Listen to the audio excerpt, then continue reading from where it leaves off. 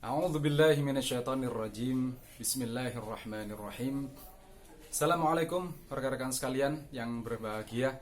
Alhamdulillah pada kesempatan kali ini kita bisa ketemu lagi ya dalam kajian ringan ngobrol santai seputar tafsir, seputar Quran, hadis dan Islam secara umum ya. Semoga kita bermanfaat ya, hidup kita selamat, bahagia fid dunya wal akhirah. Amin ya rabbal alamin. Alhamdulillah rekan-rekan sekalian, pada kesempatan yang kemarin ya saya sudah ceritakan bahwasanya posisi dari madhab di dalam Islam itu, yakni asal daripada madhab-madhab itu adalah pilihan. Al aslu fil asya al ibahah hatta yakumad dalilu alan nahi. Asal daripada tradisi atau budaya atau apapun segala kreasi manusia ya, selain syariat dan akidah, itu adalah boleh-boleh saja. Jadi asalnya itu boleh. Karena boleh itu pilihan gitu, bukan wajib, bukan keharusan. Ya. Intinya semua yang tidak diperintahkan atau dilarang oleh Allah di dalam Al-Qur'anul Karim ya, yang tidak dilarang oleh Allah itu boleh dilakukan, yakni pilihan ya. Nah rekan-rekan sekalian, pada kesempatan kali ini saya ingin ceritakan bahwasanya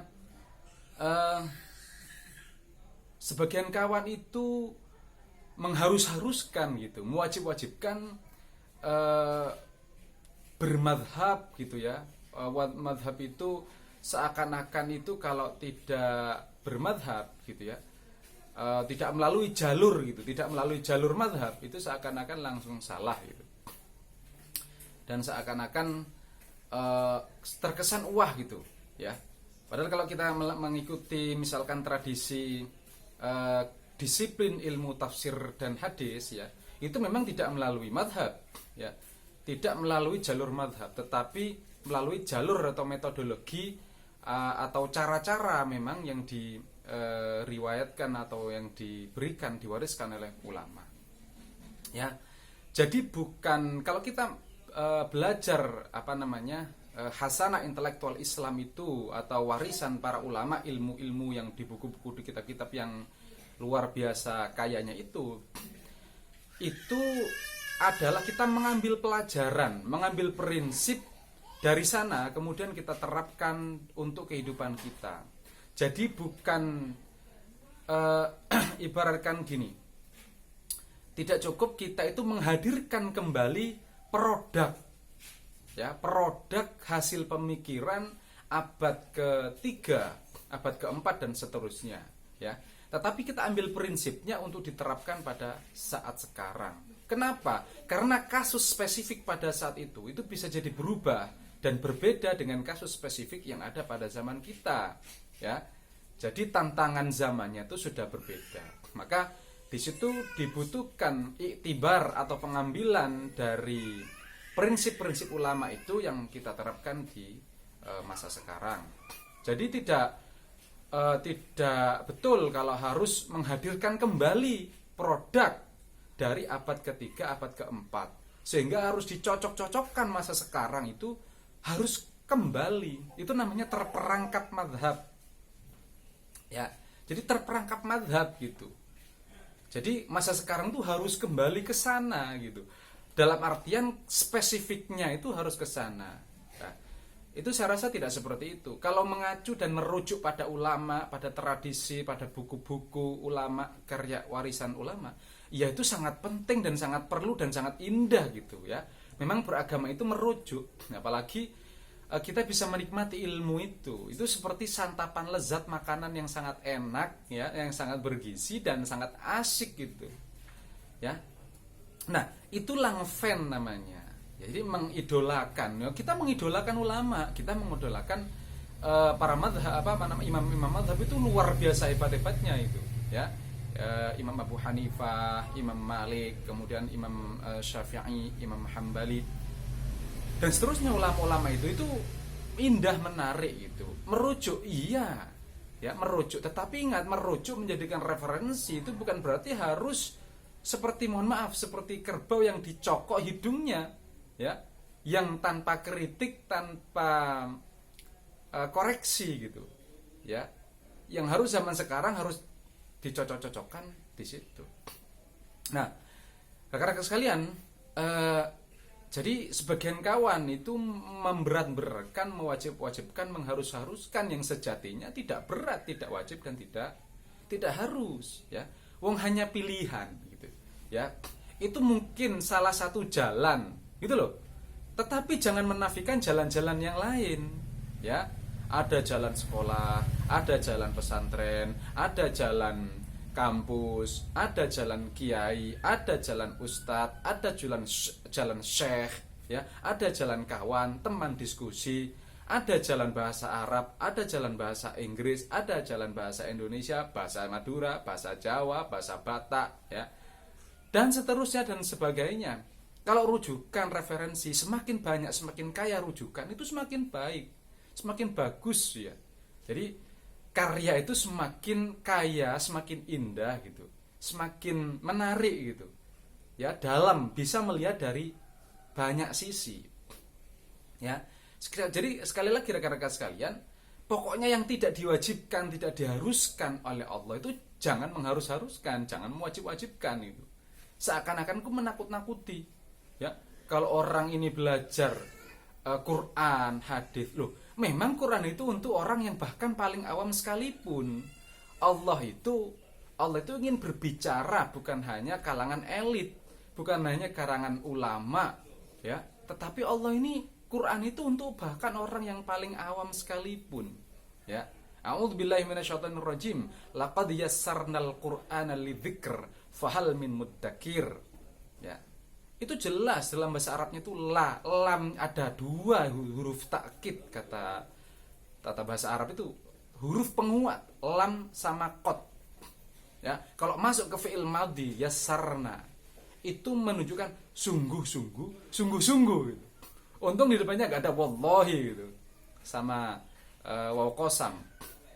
Ya, jadi sungguh-sungguhnya sampai diulang dua kali sama Allah. Laqad yassarnal Qur'ana lidzikr fahal min muddakir.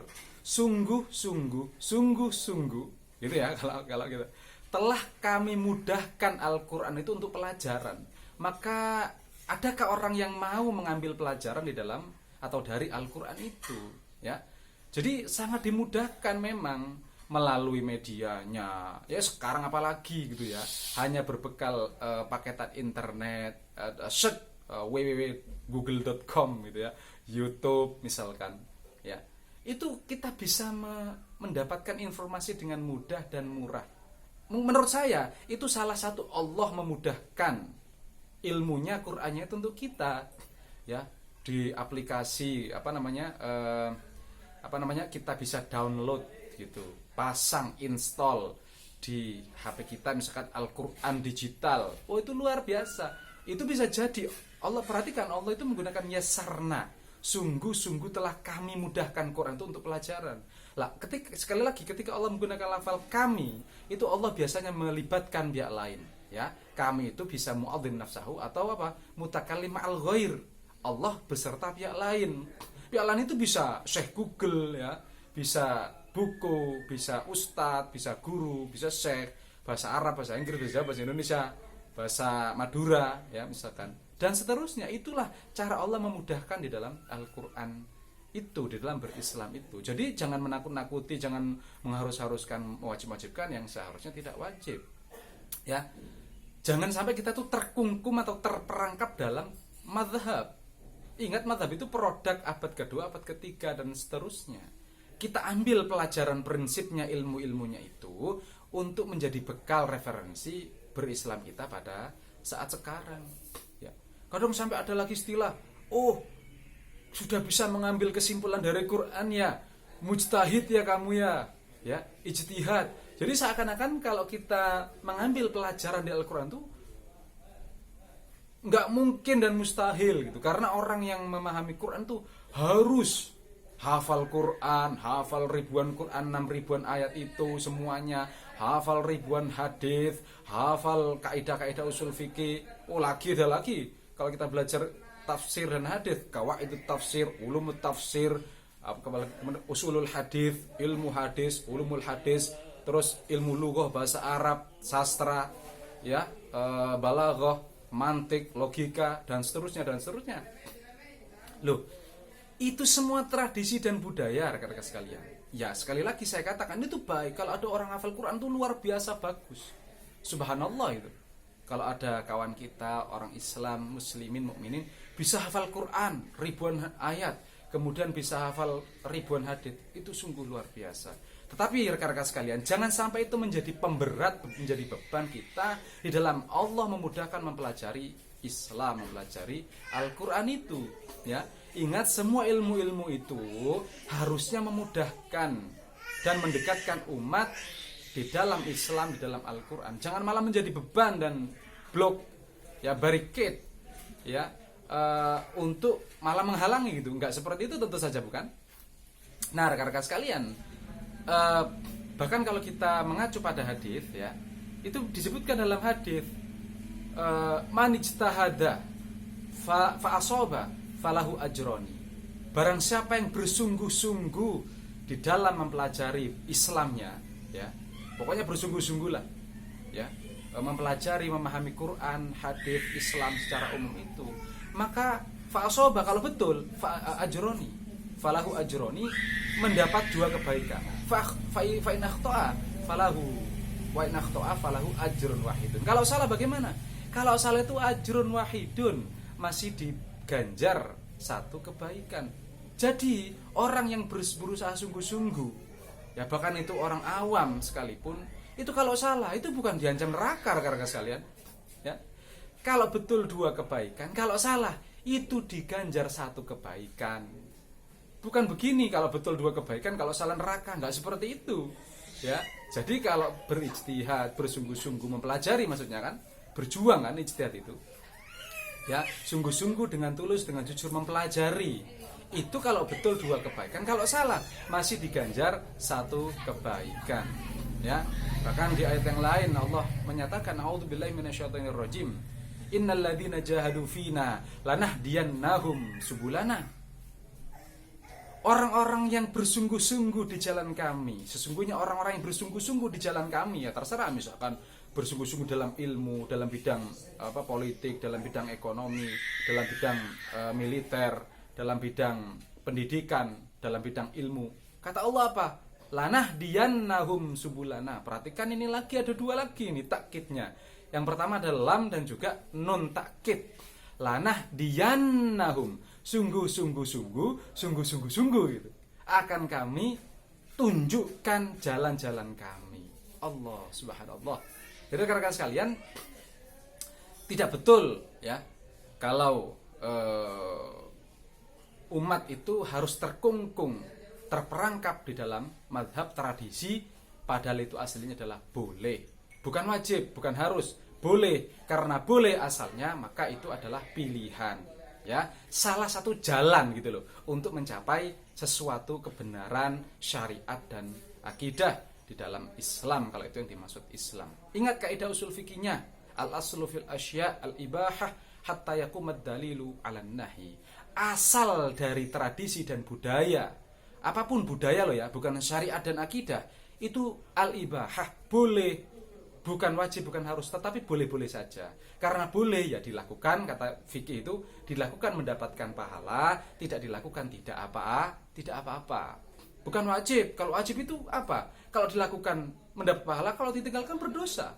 Jadi berbeda antara wajib dengan al-ibahah, yakni boleh. Sebaliknya di dalam urusan syariat dan akidah, al-aslu fil ibadah butlan hatta yakumad dalilu alal amr. Asal daripada syariat dan akidah, keyakinan itu haram, gak boleh dilakukan sampai ada dalil petunjuk yang menyuruhnya. Itu rekan-rekan sekalian yang ingin saya ceritakan dan sampaikan pada kesempatan yang sangat indah ini. Mudah-mudahan ada manfaatnya. Terima kasih atas perhatian. Akhiru da'wahum anil hamdulillahi rabbil alamin. Assalamualaikum warahmatullahi wabarakatuh.